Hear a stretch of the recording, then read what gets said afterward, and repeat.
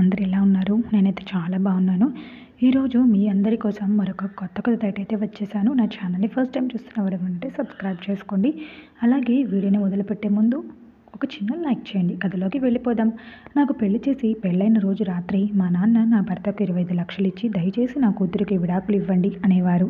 ఈ విధంగా నేను ఇప్పటి వరకు చాలా విడాకులు తీసుకున్నాను. ఎల్లప్పుడూ నాన్నగారు నన్ను పెళ్లి చేసుకోమని బలవంతం చేసి కారణాలు ఏమీ చెప్పకుండా నాకు విడాకులు ఇప్పించేవాడు. మరియు మా అమ్మ ఆ రోజు రాత్రి నాకు పసుపు కలిపిన పాలను ఇచ్చేది. ఆ పాలను తాగిన వెంటనే నేను నిద్రపోయేదాన్ని. మరియు నేను కళ్ళు తెరిచి చూసేసరికి అందరూ విచిత్రమైన కళ్ళతో నన్ను చూసేవారు. ఈసారి నేను పాలు తాగుతున్నట్లుగా నటించి నిజం తెలుసుకోవాలనుకున్నా. నాకు ఒంట్లో వణుకు సంఘటన జరిగింది. ఇంతకీ ఆ కథ ఏంటో తెలుసుకుందామా? కథ నచ్చుతుందండి, చాలా బాగా నచ్చుతుంది. మధ్యలో ఒక్కొక్కసారి నేను అడుగుతూ ఉంటాను. అది కనుక మీరు గెస్ చేస్తుంటే కింద కమెంట్ ద్వారా నాకు తెలియజేసేయండి. కథలోకి వెళ్ళిపోదాం. నా పేరు వైశాలి. మా నాన్న పెద్ద బిజినెస్ మ్యాన్. నాకు చదువు సరిగ్గా అబ్బకపోవడంతో నేను ఇంట్లోనే డిస్కంటిన్యూ చేశాను. నాకు చిన్నప్పటి నుంచి ఫ్రెండ్స్ ఎక్కువగా లేరు. కాబట్టి మా నాన్న నాకు బెస్ట్ ఫ్రెండ్ అయ్యారు. నాన్న చెప్పిన మాటే వేదం. నేను వాడే షాంపూ దగ్గర నుండి నేను వేసుకునే చెప్పుల వరకు మొత్తం ప్రతిదీ మా అమ్మా నాన్న వాళ్ళే చూసుకుంటారు. నాకు 18 ఏళ్ళు నిండిపోవడంతో మా నాన్నగారు నాకు వివాహం చేయాలనుకున్నారు. ఈ విషయం నాతో చెప్పినప్పుడు నేను ముందు నిరాకరించాను. కానీ ఆ తర్వాత వారి ఇష్టానికి వదిలేశాను. సాగర్ అనే ఒక వ్యక్తితో నా వివాహం జరిపించారు. పెళ్లి రోజు రాత్రి నా భర్త దగ్గరగా కూర్చొని నన్ను చాలా శ్రద్ధగా చూస్తున్నాడు. నేను పెళ్లి కూతురు ముస్తాబులో మంచం మీద నిశ్శబ్దంగా కూర్చొని ఉన్నాను. నా భర్త ఏదైనా మాట్లాడతాడని నేను ఎదురు చూస్తూ ఉన్నాను. ఇలా కూర్చొని చాలా సమయం గడిచిపోవడంతో నేను కళ్ళు ఎత్తి తన వైపు చూసినప్పుడు తనలో తాను దీర్ఘంగా ఆలోచిస్తూ నా వైపే చూడటంతో అడిగాను, ఏంటి విషయం? ఎందుకు మీరు నన్ను అంతలా శ్రద్ధగా చూస్తున్నారు అని. ఇప్పటికీ నా భర్త చూపు నాపైనే ఉంది. అప్పుడు అతను సడన్గా ఈ మాట చెప్పాడు, నువ్వు చాలా అందంగా ఉన్నావు వైశాలి. మేము 2 నెలల క్రితమే నీతో వివాహం కోసం అడిగాము. నీకన్నా ముందే నా తల్లి నా కోసం వేరే అమ్మాయిల సంబంధాన్ని తీసుకుని వచ్చింది. కానీ నాకు ఏ అమ్మాయి నచ్చలేదు. నీ ఫోటోని చూసినప్పుడే నేను నీతో ప్రేమలో పడ్డాను. ఎవరైనా ఇంత అందంగా ఎలా ఉండగలరు? నా భర్త నన్ను ప్రశ్నించడం ప్రారంభించినప్పుడు నాకు ప్రాణం లేచి వచ్చినట్లుగా అనిపించింది. నేను నవ్వుతూ అతని మాటలు వినడం మొదలుపెట్టాను. అతను చెబుతూ వెళ్తున్నాడు, వైశాలి, నేను నిన్ను మనస్ఫూర్తిగా ప్రేమిస్తున్నాను అని. మా అమ్మకు చెప్పిన వెంటనే ఆమె ఆ భగవంతుడికి ధన్యవాదాలు చెప్పుకుంది. పర్లేదు, నా కొడుక్కి ఏదో ఒక అమ్మాయి నచ్చింది, ఇది చాలు అని. మా అమ్మ వెంటనే వెళ్ళి నిశ్చితార్థం చేపించి పెళ్లి ముహూర్తం పెట్టుకొని వచ్చింది. ఇక నేను వేచి ఉండలేను అని చెప్పడంతో మా అమ్మ నేను చెప్పింది చేయడం వల్ల 2 నెలల తర్వాత నువ్వు నా దానివయ్యావు. కానీ ఈ 2 నెలలు నాకు అంత ఈజీగా గడవలేదు. ప్రతి నిమిషానికి లెక్కేస్తూ నా జీవితాన్ని గడిపాను. నీతో ఫోన్లో మాట్లాడినప్పుడల్లా నిన్ను నా దగ్గరకు తీసుకోవాలి అనిపించేది. వైశాలి, ఈరోజు నా మనసులో కోరికలన్నీ నెరవేరాయి. కానీ విచారం ఏంటంటే నిన్ను సాధించానన్న ఆనందాన్ని కూడా సరిగ్గా పొందలేకపోతున్నాను. ఇప్పుడు ఎట్టకేలకు విడిపోవాల్సి వస్తుందని నేను పశ్చాత్తాపపడుతున్నాను అన్న నా భర్త చివరి మాటలు విని, మీరు ఏం చెప్తున్నారు? మనం ఎప్పటికీ విడిపోకుండా ఉండాలని ఆ భగవంతుని కోరుకుంటాను. నా భర్త ఆలోచనాత్మకంగా నా వైపు చూస్తూ ఇలా చెప్పాడు, నేను గదిలోకి వచ్చినప్పటి నుంచి ఎక్కువగా దిగులు చెందుతున్నాను. నువ్వు ముఖ్యం లేదా 25 లక్షలు అని. మనసు ఏమో నీ పేరే చెబుతుంది. కానీ నా మెదడు ఏమో 25 లక్షలన్నది చిన్న మొత్తం కాదు అని చెబుతుంది. నేను నా జీవితమంతా కష్టపడినా ఇంత మొత్తాన్ని సంపాదించలేను. 25 లక్షలను జమ చేయలేను అని అనటంతో నేను టెన్షన్ పడుతూ అడిగాను, ఏ 25 లక్షలు? అవి ఎక్కడి నుండి వస్తాయి అని నా భర్తను అడిగాను. మీ నాన్నగారు అప్పగింతల సమయంలో నాకు ఒక ఆఫర్ ఇచ్చారు. నువ్వు ఎలాగైతే నా కూతుర్ని తీసుకొని వెళ్తున్నావో అదే విధంగానే నువ్వు ఆమెకు విడాకులు ఇచ్చి తిరిగి మా ఇంట్లో వదిలేసి వెళ్తే నేను 25 లక్షల రూపాయలు ఇస్తాను. నా భర్త మాటలు వింటుంటే నాకు చాలా కోపం వచ్చింది. మీకేమైనా పిచ్చా? నా పెళ్లి విషయంలో మా నాన్నగారు ఎంత సంతృప్తికరంగా ఉన్నారు. మీకు తెలియదా?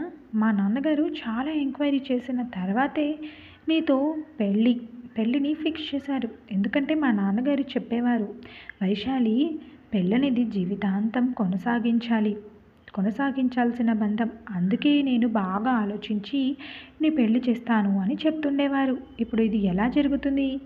అయితే ఇప్పుడు మా నాన్నగారే నాకు విడాకులు ఇవ్వాలనుకుంటున్నారా? సాగర్, మీరు ఖచ్చితంగా నాతో జోక్ చేస్తున్నారు. కానీ నేను మీకు ఒక విషయం స్పష్టంగా చెప్పాలి అనుకుంటున్నాను. నాకు ఇటువంటి జోక్స్ అంటే అస్సలు ఇష్టం ఉండదు. ఈ మాట నిజం. నేను నిన్ను చాలా ప్రేమిస్తున్నాను.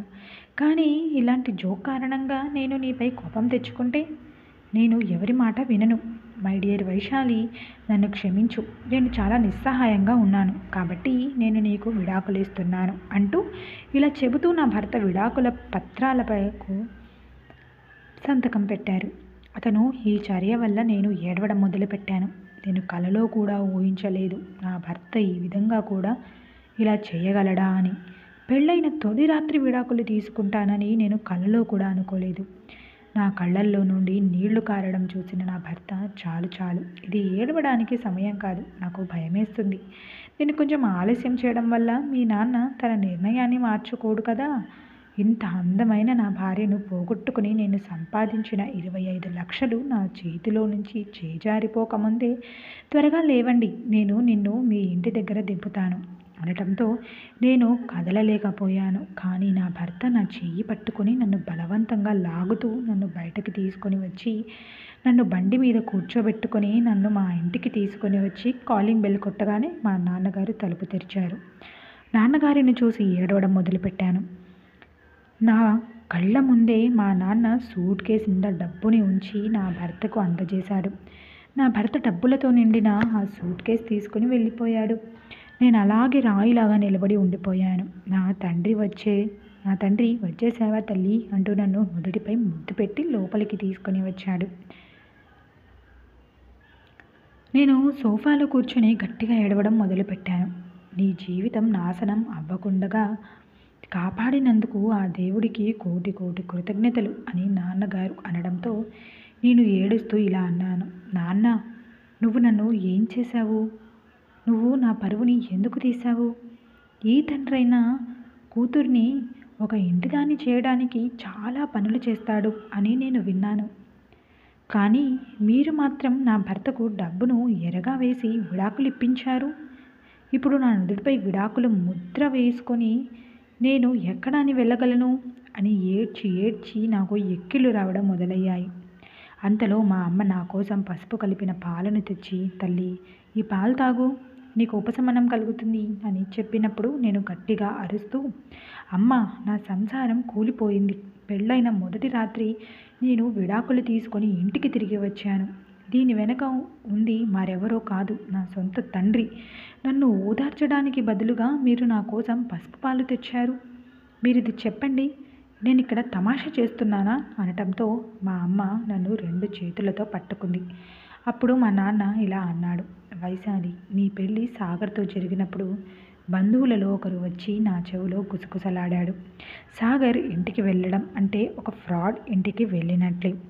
సాగర్ నీకంటే ముందు చాలామంది అమ్మాయిలను పెళ్లి చేసుకున్నాడు అనటంతో ఇవన్నీ విని నేను ఆందోళన చెందాను. బహుశా ఇది ఫేక్ న్యూస్ అయి ఉంటుందేమో అని అనుకుని నేను నాకు తెలిసిన వారి దగ్గర నుంచి ఈ వార్తలను అడిగి తెలుసుకున్నాను. సాగర్ నిజంగా మంచి అబ్బాయి కాదు. అతను నీ జీవితాన్ని నాశనం చేసి ఉంటే నువ్వు నా ఏకైక సంతానానివి. నీ జీవితం నాశనం అవ్వటం నేను చూడలేను అనటంతో నేను కోపంగా అన్నాను, నాన్న, మీరు ఈ విషయాన్ని ముందుగానే తెలుసుకోగలిగితేవారు. దీని గురించి మీరు ముందుగా ఎందుకు తెలుసుకోలేదు? బహుశా నిశ్చితార్థం చెడిపోయినా నాకింత బాధగా అనిపించేది కాదు. కానీ ఇప్పుడు పెళ్లి చేసుకున్న తర్వాత విడాకులు తీసుకుని వచ్చాను. నేను నా స్నేహితురాలకి నా ముఖాన్ని ఎలా చూపగలను? ప్రజలు నన్ను ఎగతాళి చేస్తారు. ప్రజల కోసం నేను నీ జీవితాన్ని పాడు చేయాలని కోరుకోవడం లేదు. మా గొడవ విని మా ఇంట్లో ఉన్న అతిథులందరూ అవాక్కయ్యారు. ఇంట్లో జరుగుతున్న దృశ్యాలు చూసి వాళ్ళు కూడా ఆశ్చర్యపోయారు. మా అమ్మ నాకు త్వరగా పసుపు కలిపిన పాలను తీసుకొని వచ్చి తాగిచ్చింది. ఇప్పుడు నా కళ్ళ ముందు చీకట్లు కమ్ముకున్నాయి. చూస్తూ చూస్తూ నేను గాఢమైన నిద్రలోకి జారుకున్నాను. ఇంతకీ ఈ కథలో మీకు ఒక చిన్న డౌట్ వచ్చి ఉంటే, ఒకవేళ ఇక్కడ తండ్రి అబద్ధం చెప్తున్నాడా, లేదా కట్టుకున్న భర్త అబద్ధం చెప్తున్నాడా, లేకపోతే భార్యకి వైశాలికి ఏమైనా డిసీజ్ ఉందా అనేది గెస్ చేసి ఉంటే కింద కమెంట్ చేయండి. మరుసటి రోజు మధ్యాహ్నం నా కళ్ళు తెరుచుకున్నాయి. నా కళ్ళు తెరుచుకున్నప్పుడు నేను బెడ్ పైన ఉన్నాను. వింతగా అనిపిస్తుంది. నాకు దగ్గరగా ఉన్న మనుషులను గుర్తించడంలో కొంత పొరపాటు జరుగుతుంది. నేను ఆలోచిస్తున్నాను, నేనేం చేస్తున్నాను అని. కొంతసేపటికి రాత్రి జరిగిన సంఘటన నా మదిలో మెదిలాయి. నా గుండె పగిలినంత పని. నేను త్వరగా లేచి కూర్చొని దాదాపు పరిగెడుతూ డ్రాయింగ్ రూమ్లోకి వెళ్ళినప్పుడు అతిథులందరూ తిరిగి వెళ్ళటానికి సిద్ధమవుతున్నారు. కానీ నేను వారి దృష్టిలో పడగానే వాళ్ళు నన్ను వింత కళ్ళతో చూడడం ప్రారంభించారు. వాళ్ళ కళ్ళల్లో నా మీద కోపం లేదు, వెక్కిరింతలు కనబడలేదు. కానీ నేను అర్థం చేసుకోలేని కొన్ని విషయాలున్నాయి. మా అమ్మ నన్ను చూడగానే నా చెయ్యి పట్టుకుని తనతో పాటు రూమ్లోకి తీసుకుని వెళ్ళి చెప్పడం మొదలుపెట్టింది. వైశాలి, నీ మనసుని చిన్నపుచ్చుకోకు, ఓపికగా ఉండు. నేను ఇబ్బంది పెట్టే వ్యక్తి నీకు తోడుగా ఉండాలని మేము అనుకోవటం లేదు. అటువంటి వ్యక్తిని నీ జీవిత భాగస్వామిగా మేము అంగీకరించలేము. అలాంటి వ్యక్తితో నువ్వు జీవితం పంచుకుంటే నువ్వు సంతోషంగా ఉండగలవా? దీని గురించి ఎక్కువ ఆలోచించకు. బంధువులందరూ వెళ్ళిపోయేంత వరకు వెళ్ళి నీ గదిలో కూర్చో అని అమ్మ చెప్పి గది నుంచి బయటకు వెళ్ళింది. మళ్ళీ నేను ఏడవడం మొదలుపెట్టాను. ఈ దుఃఖం చాలా పెద్దది. రాను రాను ఈ బాధ నేను భరించలేనంతగా పెరిగిపోయింది. మెల్లమెల్లగా ఇల్లంతా ఖాళీ అయిపోతుంది. బంధువులందరూ వెళ్ళిపోయారు. నేనెప్పుడు నా గదిలోనే పడి ఉండేదాన్ని. నేను సాగర్ వాట్సాప్ చాట్ ఓపెన్ చేశాను. డియర్ వైషు, నేను నిన్ను చాలా ప్రేమిస్తున్నాను. నువ్వు లేకుండా నేను ఉండలేను. నిన్ను ఎప్పటికీ విడిచిపెట్టను అని నేను ఉండలేను. నిన్ను ఎప్పటికీ విడిచిపెట్టను అని ఇలా మాటలు మాట్లాడే వ్యక్తి ఇప్పుడు నన్ను మోసం చేశాడు. నా హృదయం నుంచి ఒక స్వరం వినిపించింది. లేదు, ఇలా ఎప్పటికీ జరగదు. ఇప్పుడు నేను నా తండ్రిని చాలా ద్వేషిస్తున్నాను. ఎందుకంటే అతని వల్ల నా జీవితం నాశనమైంది. నాకు మనుషులంటే భయం మొదలైంది. ఇందుకోసమే నేను ఇంట్లో నుంచి బయటకి వచ్చేదాన్ని కాదు. అయితే మా నాన్న ఇదంతా చూస్తూ చాలా బాధపడుతూ ఉండేవాడు. తల్లి వైశాలి, నువ్వు బయటకు వెళ్ళు, తిరుగు. నువ్వు ఇంట్లో బంధించుకొని ఉండకు. నేను నా తండ్రి మాటలను ఒక చెవి నుండి వింటూ మరొక చెవి నుండి వదిలేస్తాను. కానీ మా నాన్నగారు తనతో పాటు నన్ను బలవంతంగా బయటికి తీసుకెళ్లడం ప్రారంభించాడు. నాతో చాలా సమయం గడిపేవారు.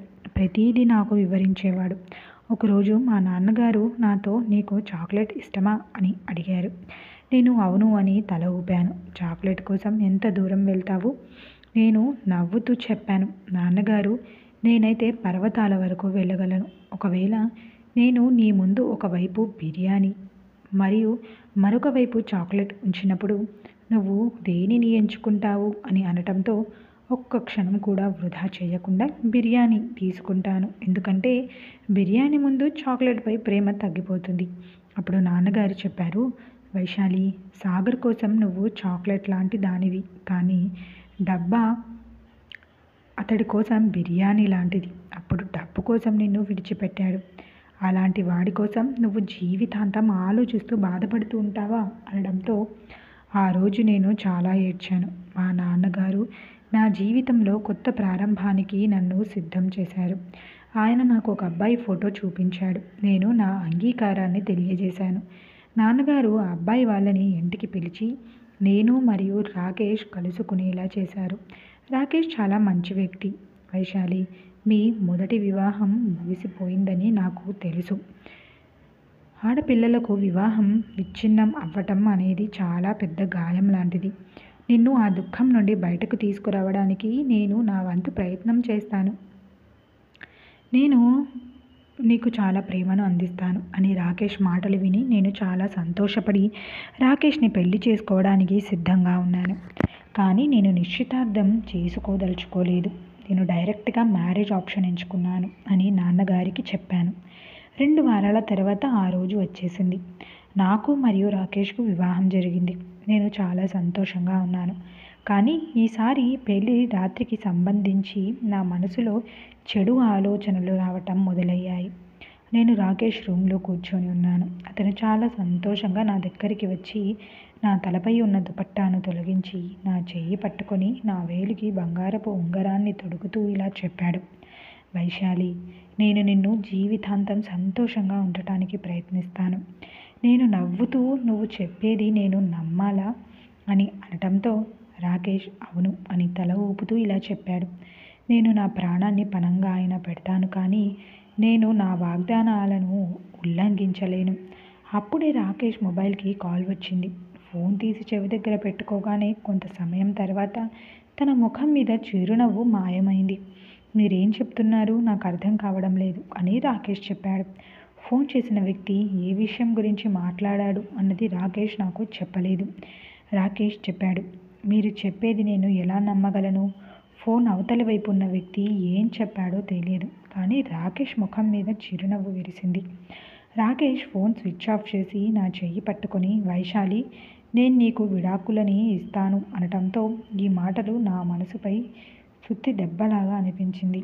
మీరేంటి ఇలా అర్థం లేని మాటలు మాట్లాడుతున్నారు అని నేను కోపంగా చెప్పడంతో వైశాలి నేను 2 ఏళ్ల క్రితం ఒక ప్రైవేట్ కంపెనీలో ఉద్యోగం చేయటం మొదలుపెట్టాను. నా జీతం కూడా చాలా తక్కువగా ఉండేది. నేను చాలా దారుణమైన పరిస్థితులను అనుభవించాల్సి వచ్చింది. కాబట్టి నాకు డబ్బు చాలా అవసరం. నా జీవితంలో అన్నిటికంటే పెద్ద కోరిక ఏమిటంటే నాకు ఎక్కడి నుండైనా 20 లక్షలు వస్తే నేను వ్యాపారం ప్రారంభించవచ్చు అనుకున్నాను. ఇప్పుడే మీ నాన్న నుండి నాకు కాల్ వచ్చింది. అతను నాకు 25 లక్షలు ఇవ్వటానికి సిద్ధంగా ఉన్నాడు. దానికి బదులుగా నేను మీకు విడాకులు ఇవ్వాలని కోరారు. పద నేను నిన్ను ఇంటి దగ్గర డ్రాప్ చేస్తాను. విడాకుల పత్రాలను పొద్దున అందజేస్తాను అనడంతో రాకేష్ మాటలు విని నాకు తల తిరిగినట్లుగా అనిపిస్తుంది. కథ వింటుంటే ముందు ముందు ఏం జరుగుతుంది అని ఇంట్రెస్టింగ్గా అనిపిస్తుంది కదా. చదివితేనే నాకు కూడా అలానే అనిపిస్తుంది. మధ్యలో వచ్చి డిస్టర్బ్ చేస్తున్నాను అని తిట్టుకోకండి. నా ఛానల్కి ఒక సబ్స్క్రైబ్ చేసుకొని ఈ వీడియోకి ఒక చిన్న లైక్ చేసి షేర్ చేయండి చాలు. నేను గర్జించి చెప్పాను నాకు నీతో రావడం ఇష్టం లేదు అని. నేను వెళ్తాను అని అనటంతో రాకేష్ నవ్వుతూ ఇలా చెప్పాడు. మిత్రమా నేను నిస్సహాయతలో ఉన్నాను. నువ్వు నా కూతురిని విడిచిపెట్టడానికి వస్తే మాత్రమే నేను మీకు డబ్బు ఇస్తానని చెప్పారు. కాబట్టి ఒకవేళ నేను బలవంతం చేయాల్సి వచ్చినా నేను దాని నుండి వెనక్కి తగ్గాను అనడంతో నేను ఏమీ మాట్లాడకుండానే రాకేష్తో పాటు బయలుదేరాను. ఏ పురుషుడైనా డబ్బుల కోసం నాకు విడాకులు ఇవ్వగలడు లేదా ఏమైనా చేయగలడు. ఇంటి గుమ్మానికి చేరుకున్న తర్వాత రాకేష్ డోర్ బెల్ కొట్టాడు. నాన్నగారు తలుపు తెరిచారు. నన్ను చూస్తూ అమ్మ వైశాలి వచ్చేసావా అన్నారు. నేను ఏదో ట్రిప్పుకి వెళ్ళి తిరిగి వచ్చినట్లుగా అడుగుతున్నారు మా నాన్నగారు. నేనేమీ మాట్లాడలేదు. మా నాన్నగారు రాకేష్తో మాట్లాడడం మొదలుపెట్టారు. అప్పుడు మా అమ్మ నా కోసం పసుపు కలిపిన పాలని తీసుకొని వచ్చింది. నేను అరవటం మొదలుపెట్టాను. అమ్మ నాకు రెండోసారి కూడా నా కాపురాన్ని నాశనం చేశారు అని.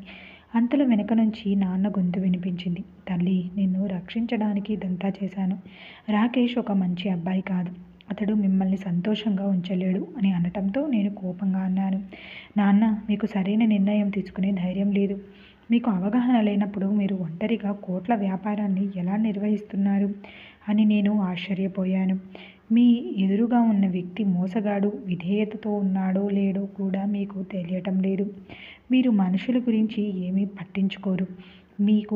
మీరు ఫెయిల్యూర్ వ్యక్తి అని కోపంగా గర్జించటంతో మా అమ్మ వచ్చి ఇలా చెప్పడం ప్రారంభించింది. తల్లి ఈ పాలు తాగు, నువ్వు మనశ్శాంతిని పొందుతావు అంది. నేను వద్దు అని తల ఊపాను. కానీ అమ్మ నాకు బలవంతంగా పాలు తాగించింది. పాలు తాగి గాఢమైన నిద్రలో జారుకుని మరుసటి రోజు ఉదయం చాలా ఆలస్యంగా నిద్రలేచాను. నాకు మెలకువ వచ్చి లేచినప్పుడు నా ఇంటి పనివాడు నన్ను విచిత్రమైన కళ్ళతో చూడడం మొదలుపెట్టాడు. నాకు అర్థం కావడం లేదు ఇక్కడ ఏం జరుగుతుందో. అందుకే నేను నా గదికే పరిమితమై గదికి తాళం వేసుకునేదాన్ని. నేను ఎవరితో కలిసిమెలిసి ఉండేదాన్ని కాదు.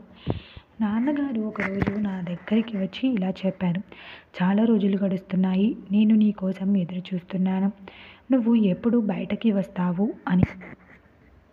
నిజంగా ఈ సిచ్యువేషన్ వస్తే ఏదైనా సిచ్యువేషన్ వస్తే మనము మన తల్లిదండ్రులకే చెప్పుకుంటాం. ఒకవేళ మన తల్లిదండ్రులే ఇలా చేస్తే. కానీ ఈ కథలో ఏమవుతుందో చూడండి. ఒక మంచి మలుపు ఉంటుంది. కథలోకి వెళ్ళిపోదామా? మమ్మల్ని ఎప్పుడు కలిసి మాట్లాడతావు కానీ నువ్వు మాత్రం మాకు దూరంగా ఉంటున్నావు అనటంతో నాన్నగారు ముందు ఈ మాట చెప్పండి. మీరు నా విషయంలో ఎందుకు ఇంత దారుణంగా ప్రవర్తిస్తున్నారు? మీరు నాకెందుకు విడాకులు ఇప్పించారు చెప్పండి అనటంతో తల్లి, కొన్నిసార్లు ఒక వ్యక్తి తన పిల్లల కోసం చేదు పరిణామాలను అనుభవించవలసి ఉంటుంది. తన పిల్లలని కష్టాలలో నెట్టి చూస్తుండిపోయే తండ్రి ఈ లోకంలో ఎవరైనా ఉంటారా? నాకు నచ్చినట్లయితే మీ పాదాలను నా అరచేతిలో ఉంచుకుంటాను. కానీ ఈ ప్రపంచంలో తల్లి, పిల్లలు మరియు సంపద మనిషి యొక్క పరీక్షల నిమిత్తం పంపారు. నేను ఏమైతే చేశాను అవి చాలా బాధతో చేశాను అనడంతో సరే అని తల ఊపి నేను ఇలా చెప్పాను. నాన్నగారు, భవిష్యత్తులో మిమ్మల్ని నా భావోద్వేగాలతో ఆడుకోనివ్వను. ఇదే చివరిసారి. నాన్నగారు నా మాట విని, సరే తల్లి, నువ్వు చెప్పిందే జరుగుతుంది. ఆ రోజు తర్వాత నేను మా అమ్మ నాన్నతో కూర్చొని నవ్వుతూ మాట్లాడడం మొదలుపెట్టాను. కానీ నా మదిలో చాలా ప్రశ్నలు మెదులుతున్నాయి. మా నాన్న నాకెందుకు విడాకులు ఇప్పించేవాడు? నా భర్తలిద్దరూ చెడ్డవారా? ఒకవేళ నిజంగా వాళ్ళిద్దరూ చెడ్డవారైతే మా నాన్నగారు ఈ విషయం ముందే ఎందుకు తెలియలేదు? నా భర్త చెడ్డవాడని నాకు పెళ్ళైన రోజు రాత్రి నా తండ్రికి కలలు వచ్చేవా? మరియు పెళ్ళైన రాత్రి నాకు విడాకులు ఇప్పించేవాడు. సరే, ఇది కూడా బాగానే ఉందని ఒప్పుకుందాం. కానీ మా నాన్న ప్రతిసారి 25 లక్షలు చెల్లించి నా విడాకులు ఎందుకు ఇప్పిస్తున్నాడు? రాత్రంతా ఈ ప్రశ్నలతో నిద్ర రాక తికమక పడ్డాను. ఒకసారి గదిలో కూర్చొని ఉండగా నాన్న నాకు 3వ పెళ్లి చేద్దామని చెప్పినప్పుడు నేను ఆలోచనలో కూరుకుపోయాను. మా నాన్నగారి మాటలు విని నాకు చాలా కోపం వచ్చింది. కోపంతో పిచ్చిదానిలా అరుస్తూ మా నాన్నకి చెప్పాను, వద్దు నాన్న, వద్దు. నా జీవితంతో ఆడుకునే హక్కు నేను మీకు ఇవ్వను. నా మనోభావాలను పదే పదే గాయపరిచావు. నా ముఖం కూడా చూపించుకోలేని పరిస్థితిలో ఉంచారు అనటంతో, తల్లి, ఈ ఒక్కసారి మాత్రమే నా మాట విను. నేను నీకోసం ఒక మంచి అబ్బాయిని వెతికాను. అతడు నిజంగా చాలా మంచి అబ్బాయి. అతను ఎప్పుడు నిన్ను సంతోషంగా ఉంచుతాడు. దయచేసి ఈ ఒక్కసారి మీ నాన్నగారి మాటకు కట్టుబడి ఉండు అనటంతో, లేదా నాన్నగారు, ఇప్పుడు నా కోసం ఆకాశం నుండి ఏ అబ్బాయి దిగి వచ్చినా కూడా నేను 3వ పెళ్లి చేసుకోను అనటంతో నాన్నగారు నా ముందు కూర్చొని చేతులు జోడించి ఏడుస్తూ ఇలా అన్నారు, నిన్ను విచారంగా చూస్తుంటే నా గుండె పగిలిపోతుంది. నన్ను నేను క్షమించుకోలేను. దయచేసి నన్ను క్షమించాను అని చెప్పు. నేను నిన్ను ఇలా బాధగా కలత చెందుతూ చూస్తుంటే నేను ఏదో ఒక రోజు నా ప్రాణాలని తీసుకుంటాను అన్న నాన్నగారి మాట విని నేను చాలా బాధపడ్డాను. లేదు లేదు నాన్న, ఎందుకు ఇలా మాట్లాడుతున్నావు? తల్లి, నా మాటను అంగీకరించా అని చెప్పు. నాన్న కంట్లో నుండి నీళ్లు ఆగడం లేదు. నాన్న బాధను చూసి బలవంతంగా ఒప్పుకున్నాను. ఇప్పుడు నేను 3వ పెళ్లికి సిద్ధమవుతున్నాను. కానీ మానసికంగా మరియు ఎమోషనల్గా సిద్ధంగా లేను. కానీ బలవంతంగా నేను 3వ పెళ్లి కూడా చేసుకున్నాను. కానీ నా 3వ వివాహం కూడా మునుపటి 2 వివాహాల మాదిరి విఫలమయ్యింది. నా 3వ భర్త కూడా పెళ్ళైన రోజు రాత్రి విడాకులు ఇచ్చి తిరిగి నా ఇంట్లో వదిలేశాడు. మా నాన్న ఇప్పుడు కూడా అతడికి 25 లక్షలు ఇచ్చాడు. నేను కోపంతో పిచ్చిదాన్ని అయిపోతున్నాను. నాకు అర్థం కావడం లేదు ఏం చేయాలో, ఏం చేయకూడదు. నాకు ఇలా అనిపిస్తుంది, ఈ ప్రపంచం మొత్తానికి నిప్పు పెట్టాలి, అన్నింటికన్నా ముందు మా ఇంటికి నిప్పు పెట్టాలని ఉంది. ఇప్పుడు నేను నా తల్లిదండ్రులను అసహ్యించుకుంటున్నాను. నాన్న ఈ విషయంలో ఎన్ని తప్పుడు నిర్ణయాలు తీసుకుంటుంటే అమ్మ ఎందుకు అడ్డుకోవడం లేదు?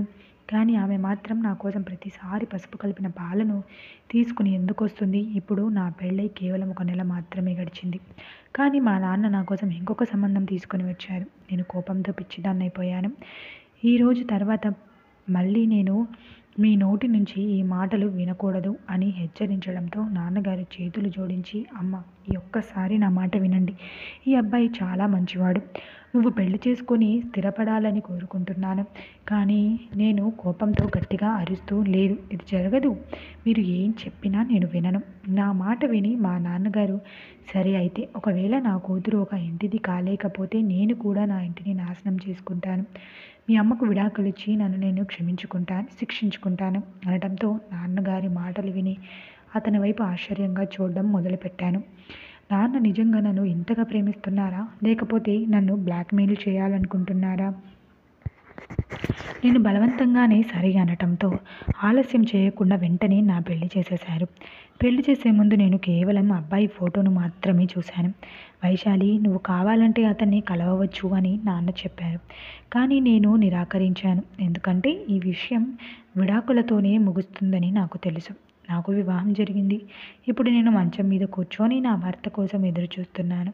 అతడు ఎప్పుడు వస్తాడు, నాకు ఎప్పుడు విడాకులు ఇస్తాడని ఆలోచిస్తున్నాను. నా భర్త వికాస్ వచ్చి చెప్పడం ప్రారంభించాడు. వైశాలి, నీకు 3 విడాకులు ఎందుకయ్యాయి అని నేను అడిగాను. ఎందుకంటే నేను నిన్ను మనస్ఫూర్తిగా అంగీకరించాను. నా భర్త వికాస్ మాటలు విని నవ్వుతూ ఇలా చెప్పాను. చింతించకండి. నేను 3 సార్లు ఎందుకు ఈ విడాకులు తీసుకున్నాను? తక్కువ సమయంలోనే మీకు తెలుస్తుంది. అంతలో హఠాత్తుగా ఎవరో మా తలుపు తట్టిన శబ్దం వినిపించింది.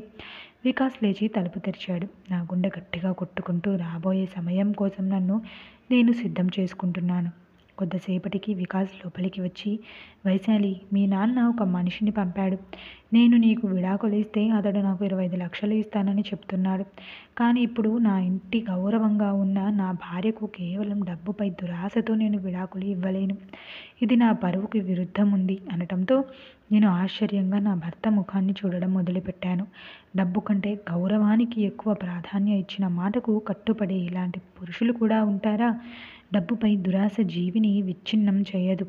నేను వికాస్ను అడిగాను, మీరు మీ చేతికి వస్తున్న డబ్బులు ఎందుకు వదులుకోవాలనుకుంటున్నారు? నా మునుపటి 3 విడాకులు కూడా ఈ 25 లక్షల కారణంగానే జరిగాయి. నా మాట విని వికాస్ ఇలా చెప్పాడు.